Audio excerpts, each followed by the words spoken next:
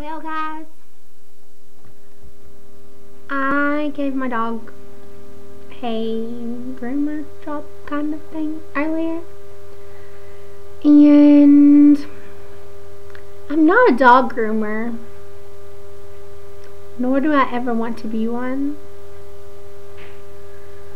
And I was kind of doing it just as a joke, but then I guess I got serious with it, and now my dog is naked. She is butt naked. Like, she has her hair, like, on her head. She looks like a lion, but she's gapped up so bad.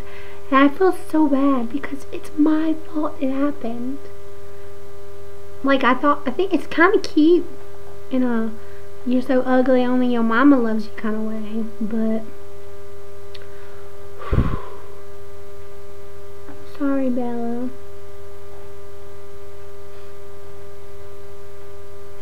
Sad faces. Mommy loves you.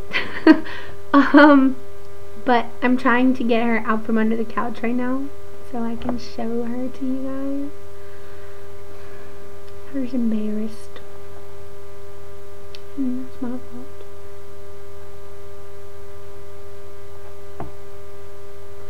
Okay. I'm gonna go try to get her out. Come on, Bella. Come on. Bella.